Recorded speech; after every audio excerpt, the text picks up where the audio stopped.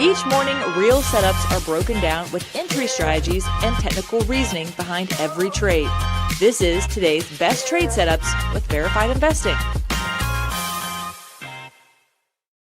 Welcome to today's best trade setups. My name is Benjamin Poole, head trader here at Verified Investing.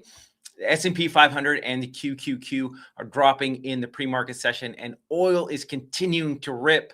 So if we look at the charts of S&P 500, the Qs, and U.S. oil, they are making some pretty good lines in the sand. If oil continues to push up, it could rip higher. However, it's into great support, resistance, and the S&P 500 is breaking some levels. But before we go over the S&P 500, the Qs, and U.S. oil, let's go ahead and jump into Oracle. ORCL, I was mentioning yesterday, had a nice gap in the charts at $156.54. Had you taken that trade, you would have made some money.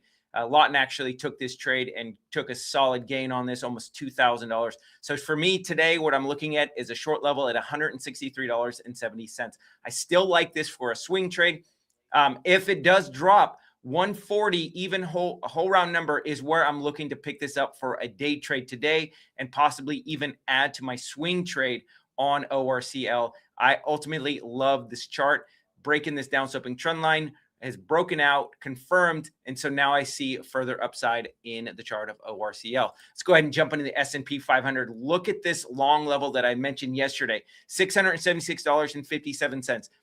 I have mentioned this multiple occasions. You've got 1, 2, 3, 4, 5 hits on this level. Now we're actually starting to break down. Your next level of support on the S&P 500 is $671.40. Once you break that level, the S&P 500, the Qs, and the rest of the markets should have quite a considerable sell-off. This would be the third hit of this level, so I do anticipate a little bit of support today. But again, once that breaks, I can see a downside target of $652.95. But today, this is the line in the sand you have to be watching. Once that breaks, watch out for the markets. QQQ may have to restore some of these. Qs are hanging out a little bit higher. For me, if we can get another drop in the Qs, $590.07 is that gap in the charts that still needs to be filled. So I would be looking to pick up a stock like Nvidia once the Qs fill this gap at $590.70. All right, now Bitcoin had got up to that $73,000 and is briefly trading below $70,000. So it's got to drop a little bit more for me to be interested in going long on this. But Bitcoin is looking really bearish, at least short term. If it drops down into this support level right here, about $67,000, or Pierce of $68,000, this is going to be a ton of support. Look at all this price action on the chart of Bitcoin. So I would be looking to pick up IBIT for a long trade, and dollar cost average all the way down to as low as 65,000. For me, I still like this as a long swing trade based on the fact that it's got this kind of pseudo inverse head and shoulders pattern that finally broke out. Now it's just retracing to the neckline. I see an upside target of around $80,654. Let's go ahead and jump into Nvidia. Nvidia was trading a little bit lower in the pre-market. I'm still eyeing this gap in the charts at $184.89. This should be a short-term resistance level. And then you've got all these buyers who are stuck in this red bar candle. So I do not anticipate it getting up to $194.26. So this is a great starter position for a day trade. And what I'm looking to do is dollar cost average every $2 higher, and then ultimately take a profit on the chart of Nvidia. U.S. oil. I had mentioned a couple different levels yesterday. USO at $95.14. It did get a brief pullback, but if you were able to dollar cost average into USO, it got up to $97.92. I said that is additional gap in the charts. It did pierce that level, but ultimately came back in and retested this $95.14 level. For me today, I would be interested in going long on short USO at $105.04 on the chart of US oil. You could choose SCO for a long if the short shares are not available in your broker. So again, 105.04 is a gap in the charts with a secondary resistance level at 106.40. So if we zoom out in the charts, look at this resistance level on US oil. You've got this first gap in the charts and then this red bar candle. If you break that level, you have a lot higher to go. You could see as much or as high as $110, which is why the $110.78 level is where I'd start picking up a swing trade. But ultimately, you could even head as high as $123. So this is $110.78 is where I'd start picking USO up for a swing short.